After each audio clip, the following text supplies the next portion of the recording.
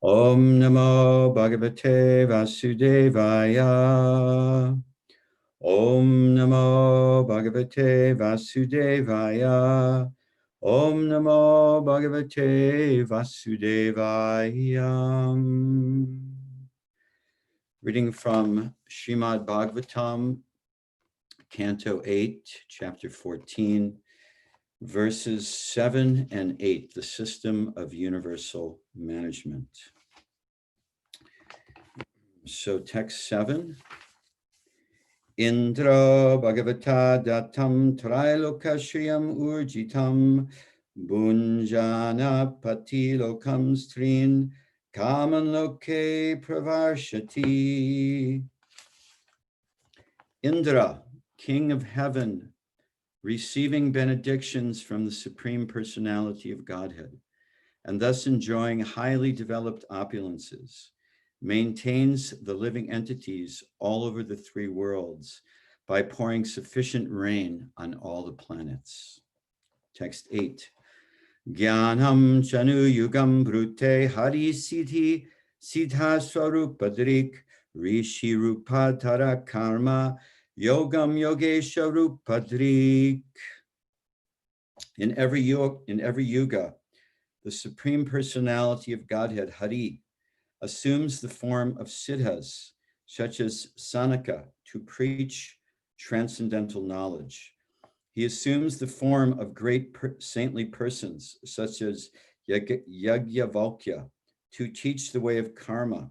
And he assumes the form of great yogis, such as Dattatreya, to teach the system of mystic yoga. Purport by His Divine Grace, A.C. Bhaktivedanta Swami Srila Prabhupada Ki Jai. For the benefit of all human society, not only does the Lord assume the form of Manu as an incarnation to rule the universe properly, but he also assumes the form of a teacher, yogi, jnani, and so on, for the benefit of human society. The duty of human society, therefore, is to accept the path of action enunciated by the Supreme Lord. In the present age, the sum and substance of all Vedic knowledge is to be found in Bhagavad Gita, which is personally taught by the Supreme Personality of Godhead. And the same Supreme Godhead, assuming the form of Sri Chaitanya Mahaprabhu, expands the teachings of Bhagavad Gita all over the world. In other words, the Supreme Personality of Godhead, Hari, is so kind and merciful to human society that he is always anxious to take the fallen souls, you and me, back home, back to Godhead. Om Jnana Timirandasya Ganangana Salakaya Chakshur Unmilitam Gena Tasmai Shri Gurave Namaha. Mukham Karati Vachlam Bhangam Langayate Girim Yat Kripa Tamahang Vande Shri Gurun Dinataranam. Nama Om Vishnu Padaya Krishna Prestaya Bhutale Srimati Bhaktivedanta Swami Nitinamane Namaste Saraswati Deve Gauravani Pacharne Nirvisesa Sunyavadi Pashtitani Shatarne. Jaya Shri Krishna Chaitanya Prabhu Nityananda Shri Advaita Gadadhar Shivasadi Gaura Bhaktivinoda. Hare Krishna, Krishna Krishna, Hare Hare. Hare Ram, Ram Ram, Hare Hare. So again, I want to thank everyone for being here this morning. Thank you for Gaurasharna for allowing me to represent Srila Prabhupada in this way.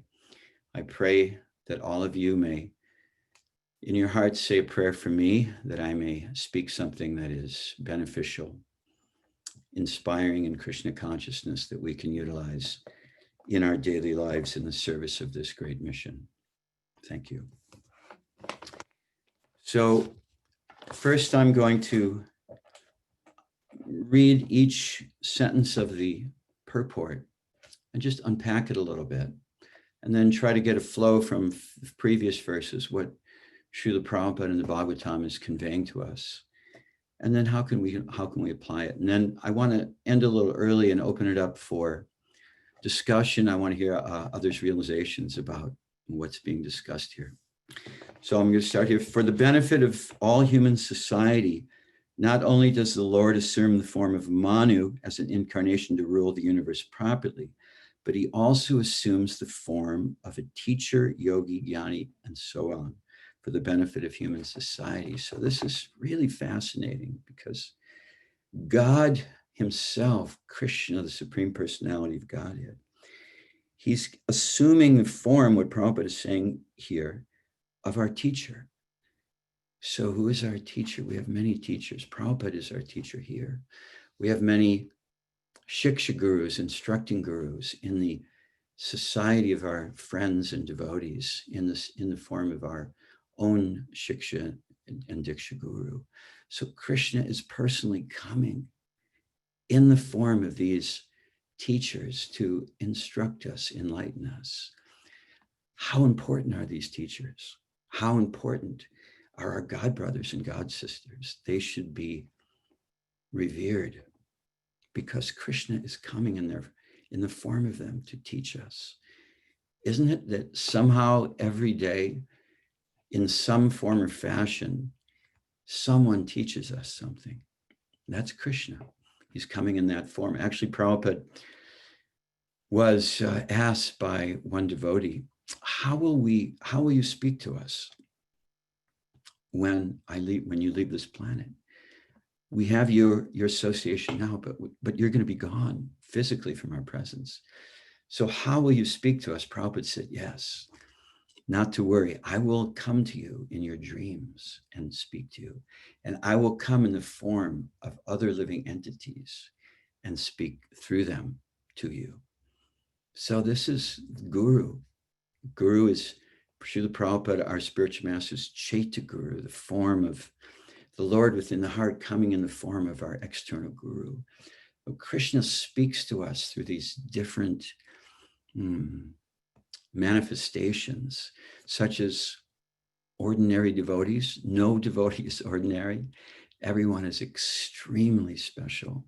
One amongst thousands and millions of people surrenders to Krishna. So everyone in our midst, everyone on this platform right now is such a special soul because they have taken that shelter. And everyone is worthy of our great respect and reverence because Krishna can speak through every one of them. But Krishna can even speak through a dog or the bum on the street to give us a message. So we should be listening. How is Krishna speaking to us? Next sentence, Prabhupada says, the duty of human society is therefore to accept the path of action enunciated by the Supreme Lord. So that's the duty of human society. The duty of human society is not so many material endeavors which we see, making money, finding security. Yes, we have to do these, but these will not bring the satisfaction of the soul. Everyone is suffering. We see it now, especially when everybody is locked down. We see the state of human society. It's very precarious, really. So much mental illness, so much domestic abuse, so much suicide, so much conflict and turmoil, man against man, women against women, party against party. We see it. It's like the forest fire is igniting. We're seeing it in real time in front of us on the streets of New York and so many other places. And there's many different agendas at play. And because there's no focus on the ultimate agenda of human life, and that's what is given here in this purport. The duty of human society is to accept the path of action enunciated by the Supreme Lord. Jivara Surpahoy Nitya Krishna Das. I'm an eternal loving servant of God. My duty is to serve the Lord, see God in everything, honor all living beings, and bring them to that path of realization. Thereby, we can have one human family because we have one common Mother, Father, God, Radha and Krishna. So beautiful. But that is the missing point. In the present age, the sum and substance of all Vedic knowledge is to be found in Bhagavad Gita, which is personally taught by the Supreme Personality of Godhead. So how do we understand this? How do we apply this? It's given. Krishna has given us. Srila Prabhupada has given us this illuminating knowledge. It's so powerful. How do we live our life? How do we deal with our mind? How do we deal with our senses? What is the aim of our existence? How do we structure our day? How do we eat? How do we sleep? All that is given in Bhagavad Gita. So Prabhupada says here, this is personally taught, the sum and substance of Vedic knowledge in this Bhagavad Gita. And the same Supreme Godhead, assuming the beautiful form of Sri Chaitanya Mahaprabhu, expands these teachings all over the world. In other words, the Supreme Personality of Godhead, Hari, is so kind and merciful to human society that he is always anxious to bring the fallen souls back to home, back to Godhead. So this is the essence of Srila Prabhupada's mission. This is the essence of Sri Chaitanya Mahaprabhu's mission. If we go back just a few verses leading up to this, we can see how strongly Srila Prabhupada, our Acharya, our founder Acharya, is stressing what is the mood of devotees in this mission, of intelligent humans. Prabhupada says, at the end of Kali Yuga, the principles of religion are almost lost. Indeed, in this Kali Yuga, we have passed only 5,000 years, yet the decline of Sanatana Dharma is prominent. We see it. We see this kind of sense of the mixing of genders, men wanting to become women, women wanting to become men, the kind of the mood of destroying the sense of the family unit, and destruction of the mores and values of society, the promiscuity of society. It's meant to destroy this core of religiosity, which kind of gives society its basis of sanity. So this Sanatana Dharma is being decimated every yuga, and we can see it every decade being decimated in Kali Yuga. Prabhupada goes on to explain in the next purport. He says, if the fortunate people of this time accept the instructions of Lord Krishna, they will certainly be happy in Sri Chaitanya Mahaprabhu's mission. Therefore, Sri Chaitanya Mahaprabhu wanted everyone, especially in India, to preach the instructions, the Lord's instructions, all over the world for the peace and prosperity of human society. So this is the panacea to the madness that we see in the world around us. I was watching the debates last night, and I won't give you my political opinion, but what we can see is that there's this unruliness, this madness. It's not peaceful.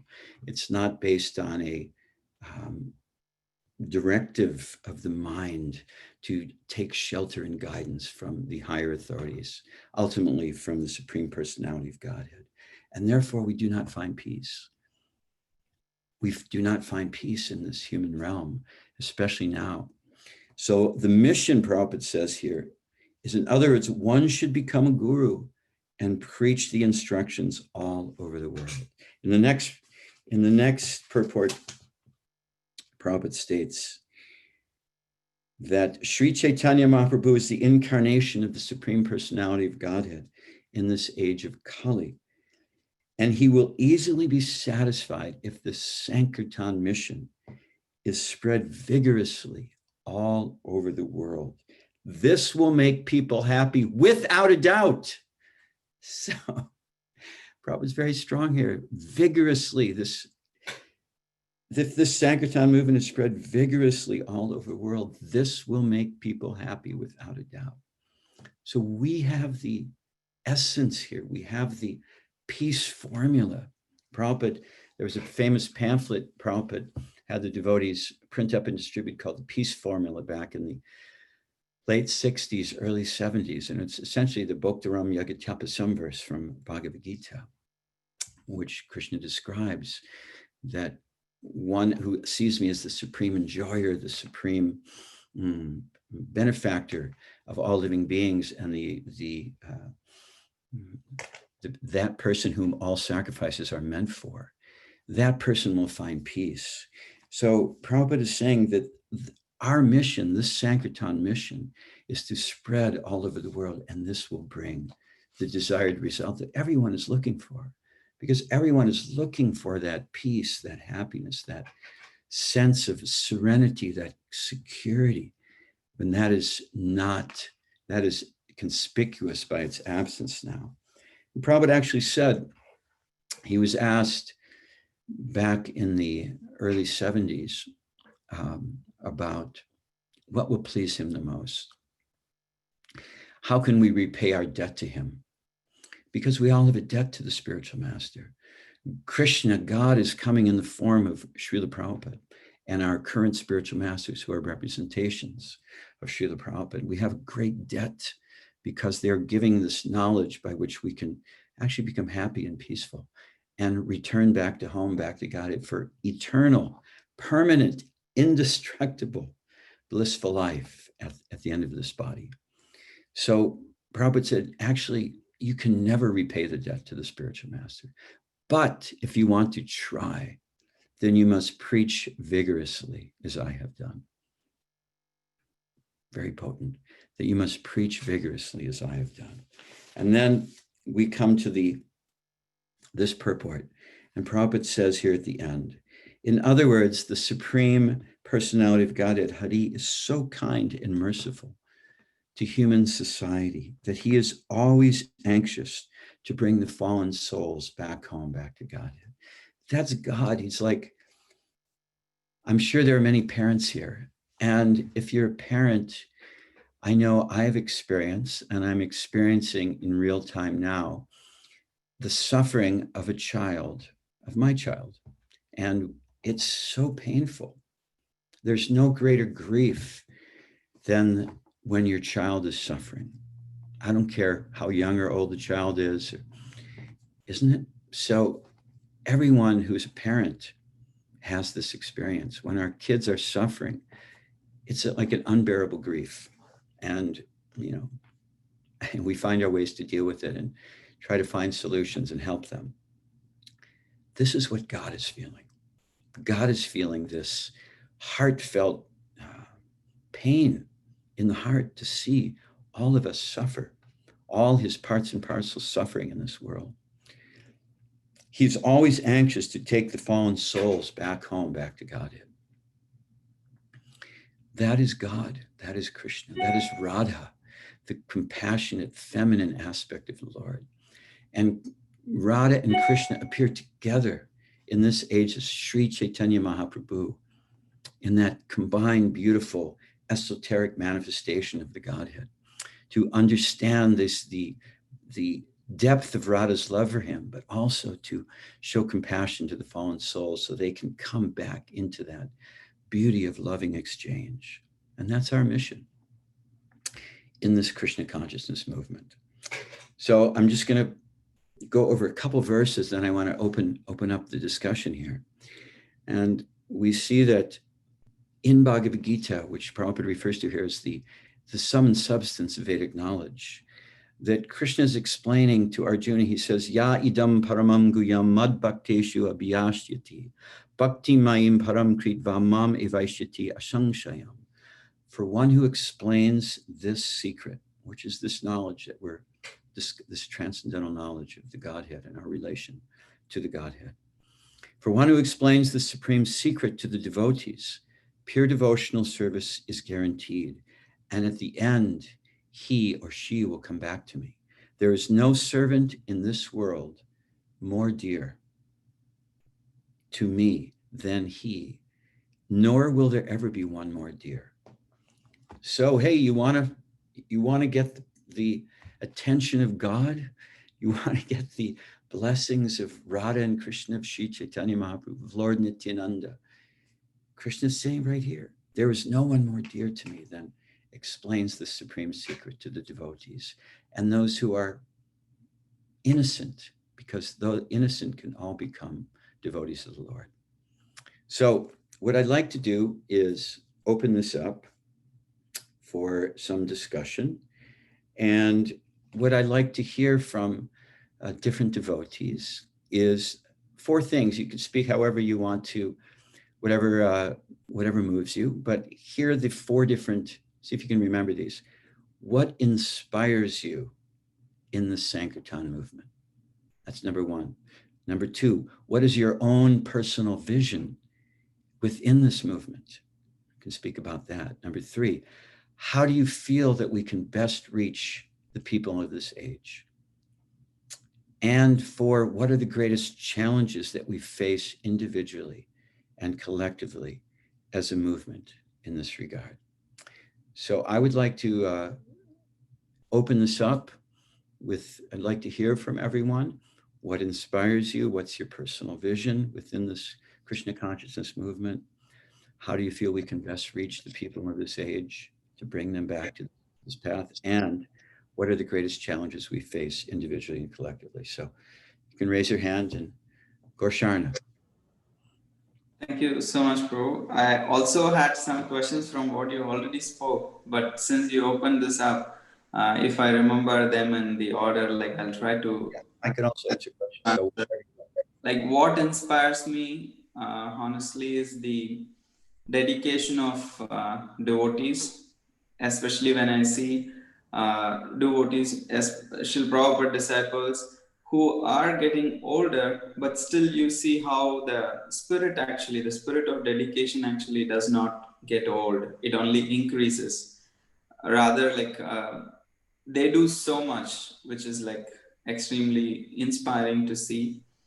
And my personal vision in Srila Prabhupada's service, I can say I'm not so sincere, so I would say somehow if I can serve those who are already like assisting Srila Prabhupada in some small way, if I can continue keep that spirit of service, I would be happy. I'll consider myself fortunate when I leave this body. And the challenge, I would say, the scope or how do we reach out to people is like we have amazing talents in the moment and various ways we can reach out to people. And when we all can come together, like somebody is like talented in music, somebody is philosophical, so somebody is arts. So if all devotees can come together and make a plan, so whenever the devotees of multi-talents can come together and work, I think we can easily reach out to all kinds of people. And obviously the biggest challenge I would see is like cooperation. So now I'll open it up for everybody to share if you want to make some comments. Thank you, Gorsharna. That was really very beautiful. Anyone else? Please. I put the questions in the chat. I don't know if they're completely accurate, but Let's see. Let me see the chat here. you can read This formula. Okay. What inspired you? Okay. All right. So that's. Is others able to unmute themselves? Yes. Okay. Adi. Yeah, fantastic class. Very simple, clear. We have 3 other devotees here that are chanting 16 rounds, aspiring for initiation. And I can see that you held their attention and everything you said was clear and nourishing. And wonderful, interesting point of this is administration of the universe. Like you made the point that Krishna is arranging for personalities to care for us, to reach out to us, to uplift us and guide us, you know.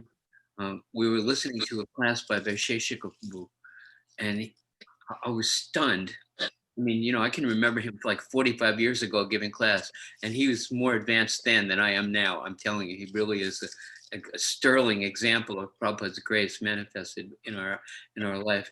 And he was saying recently when he heard the Bhakti Center, he said, "I'm here to be corrected.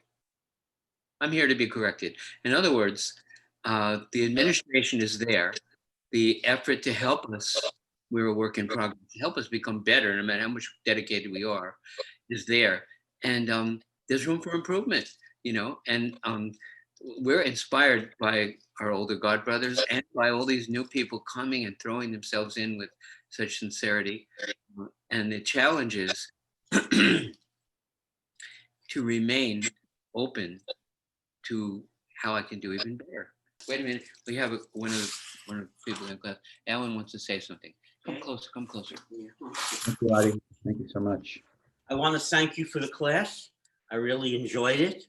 And in my opinion, what the biggest thing we can do as devotees, I'm involved here with Adi's food distribution program, is service. If people see that we're sincere, that we're servicing, trying to make someone's life better, I think that's a great way of really reaching out to people. As far as challenges, it's the same challenge you always had with human beings. I mean, egos, stubbornness. And I think a point that we'd like to bring out to people is, no matter what you are, ethnically, racially, what religion you profess, you can all be disciples here of Krishna, because it's a movement that encompasses the truth with all religions. And then finally, I just would like to say, there's an old saying, everybody can be a student and everyone can be a teacher. We should preach to people, talk to them, but also listen to them and see what they have to say. We can teach them and they can teach us. Thank you. Thanks, Alan. That's beautiful. Yeah. What I'm hearing a theme in this is this, it's a theme of humility, having the humility to take instructions, having the humility to want to serve, and having the humble spirit that makes cooperation possible. Because cooperation, it's like I was just reading in the memories book of Srila Prabhupada. Prabhupada told Amarendra, it's very interesting. He said, even if the association of devotees becomes intolerable, you must still tolerate, because it is the platform that Krishna has given you to release yourself from this world. Even if it becomes intolerable, you must tolerate, which means what? We have to be humble. And what does that mean? We have to not see that we're the controller. Srinadapi Sunichena, with the blade of grass, feeling myself lower than the straw on the street. How can I serve you? And how can we find a collective vision, like what you were saying, Gauracharna, that everybody has these talents? How can we collectively work together? And Prabhupada, 5 times before he left the planet, when he was asked what would please him most, 5 times, he didn't say distribute the most books, open the most temples, chant all your rounds. No, he said, what would please me the most is if you cooperate together in a loving spirit to push on this movement after I'm gone, if you cooperate. So this, I'm hearing this mood of cooperation, being the teacher, but also being the student, and just being open and flexible to how Krishna is guiding us, but always in a humble spirit.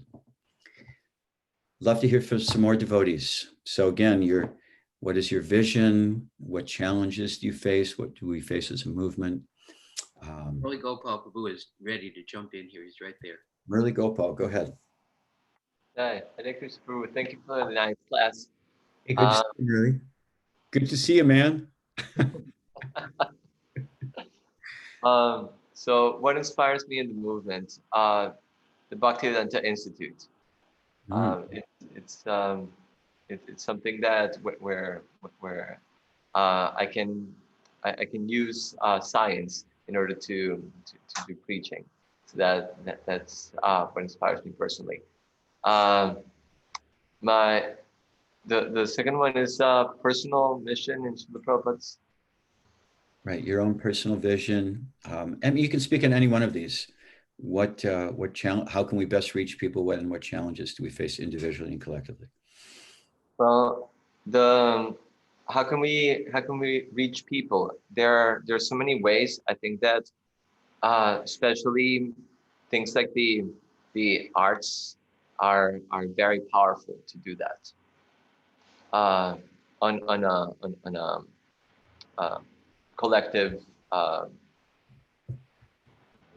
on a collective scale. Just if you see things like the Polish tour of Indivina Swami, the way that they are able to get to people and especially deep inside immediately like that, it's very, very powerful. And what it takes for that is devotees of many different talents coming together and doing something like that. The challenge with that is that what I see is many devotees they do not use their talents for Krishna. They have incredible talents, but it's like their life is here, and their work life is here, and their devotional life is over there. I've seen that in the devotees in the arts and in the sciences. You know, they have these talents, but they don't use it for Krishna. There's some disconnect. I don't understand it, and I try as much as I can to encourage them to use it, to find ways to use what they have for Krishna. What do you think? What do you think the disconnect is with in that regard, and how could these? What advice would you give to these devotees to bridge that gap? Well, it's interesting because it's a little bit different for everyone, but basically a lot of them have never thought about, oh, I can use this in this way. It hasn't crossed their mind, or when something comes along, they don't go like, oh, I can be part of that. I can do something there. So it's almost like, okay, I go to the temple to do the things that you do in the temple, and then I go to work to do the things that I do at work. I think that is where that disconnect is. But rather than saying like, well, I am really good at I don't know, making movies, so let me do that for Krishna. You know, even if it's if it's not like I can make a living out of it, but at least let me make efforts to preach through it, even if I'm making movies in some other way, or I'm able to play some instrument. Well, let me really try to see how I can create a band, you know, a wonderful band that can reach out to people, and like the way that you have done, Prabhu. And so that is one, and especially once you have these people doing that, then the challenge is, okay, how to work together in a consistent way. A lot of times we start many projects, but you know, to keep it going, and to increase it and make it nicer and nicer. You know, that's what it takes to just continue building together. These are beautiful points, Murli Gopal. Thank you so much for sharing. And I see that you really meditate on these. You know, these are, you have a strong desire to give Krishna consciousness to others. You know, Prabhupada said America would be conquered by cultural preaching, that England would be conquered by preaching through drama. And you mentioned the Polish tour. Indra Swami just knocked it out of the park massively.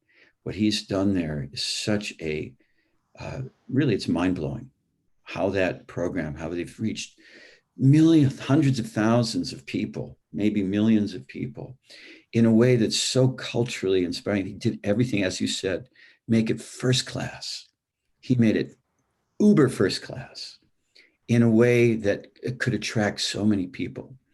And, you know, I was back in the day when there was the roadshow, Vishnu Jan Swami, Kirtananda, and Mangalananda. It was a kind of a Broadway musical, a rock opera.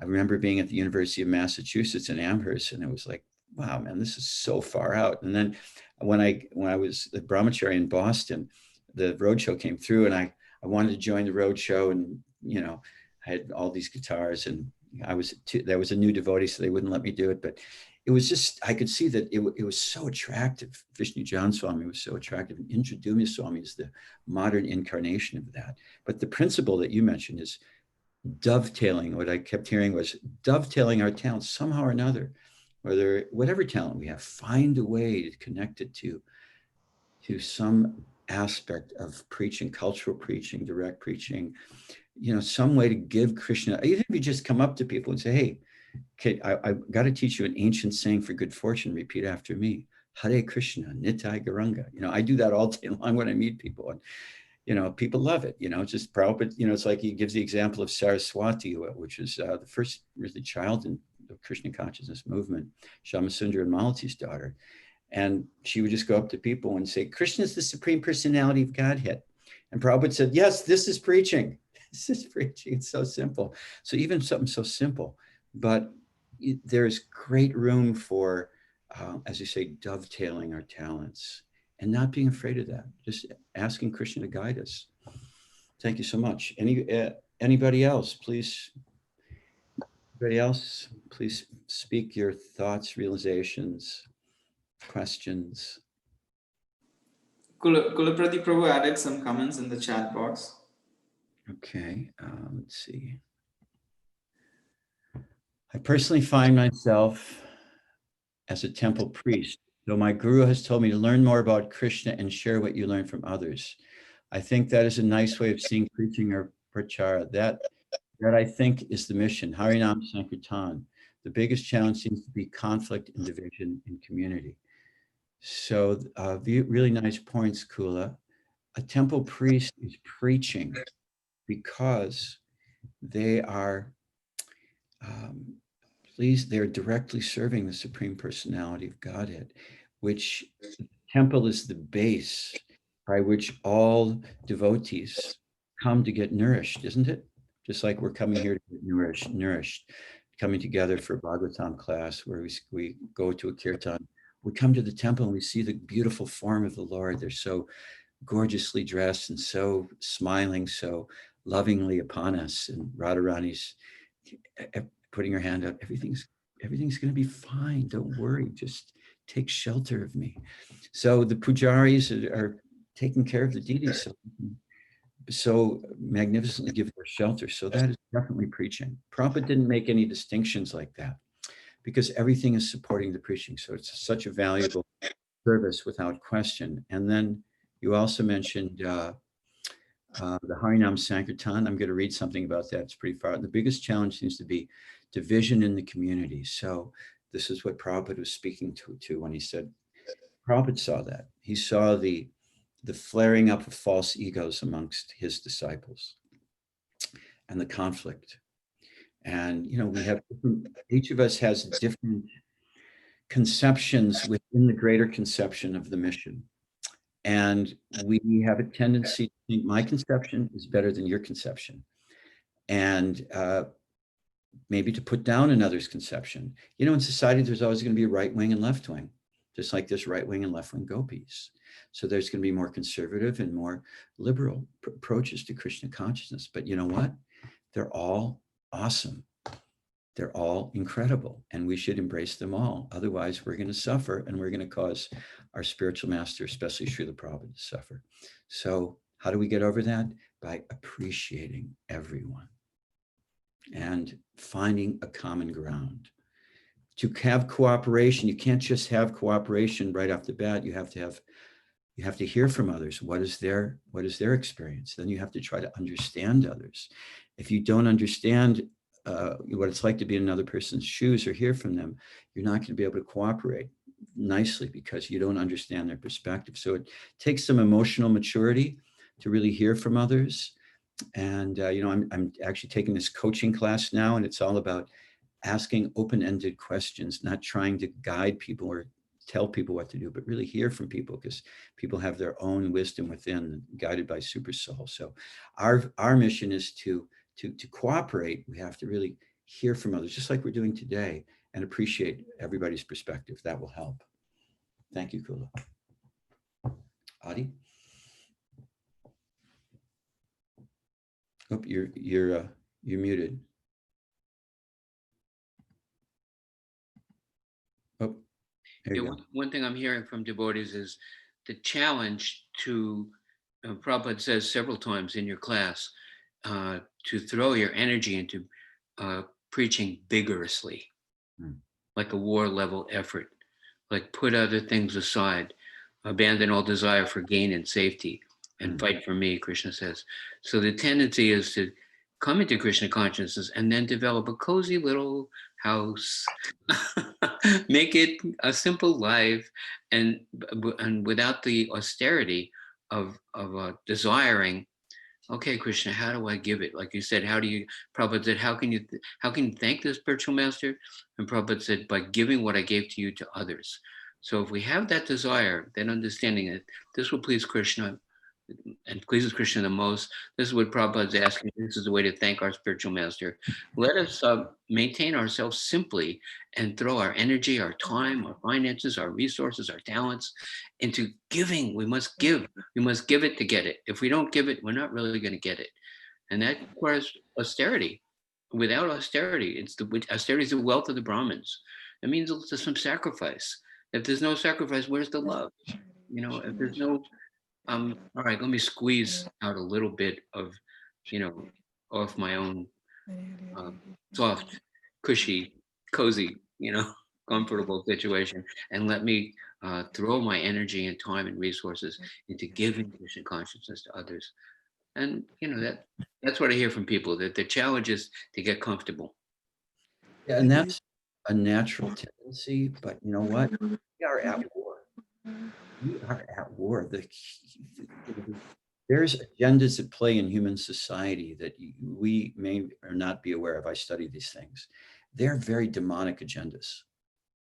There is a classic battle of good and evil going on right now. And, do we want to have people forcefully vaccinate you with an mRNA vaccine that will inexorably change you?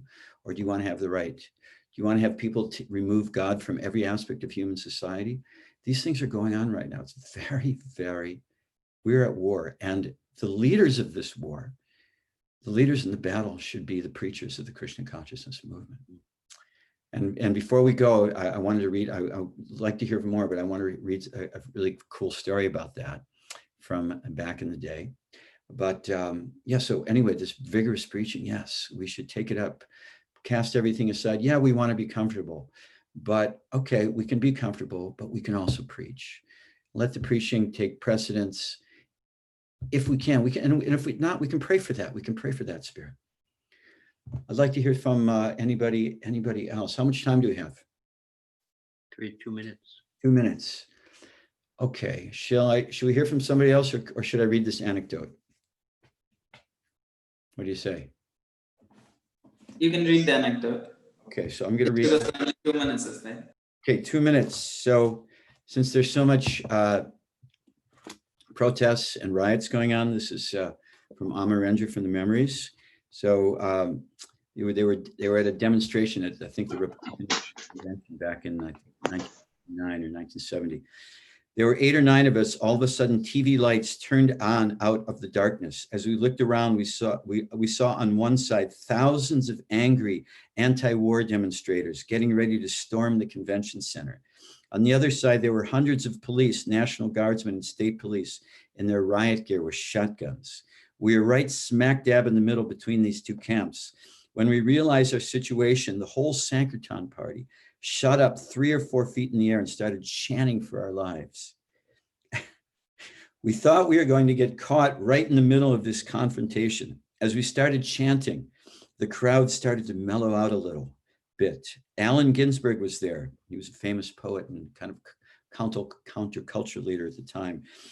Allen Ginsberg was there, and he came up and started chanting with us. Then the leaders of the anti-war demonstration came up to us because they were furious, outraged. They said, "You're ruining it for us. You've got to stop this chanting. You've got to get out of here." They were chanting their chants about not wanting the war, and they had the crowd worked up through their sound vibration. But when we started chanting, we neutralized the impact of their sound vibration by the Maha Mantra. After a few minutes, more and more people started dancing and chanting with us. A detective from the Miami Police Department then came up to us and asked, "Could you please lead these people back to the park?" We headed back to the park, and the whole crowd just followed us. Later that night, the same police detective came back to us, bought a book, gave a donation, and told us, "Hey, you guys stopped the riot. There was a riot that was about to happen, and you guys stopped it." I told Prabhupada that story at another darshan, and he said, "Oh, just see the power of the holy name." Sankirtan Yagya Ki. Thank you all so much for allowing me to be here today. I'm very much in your debt and appreciate all of you. Hare Krishna.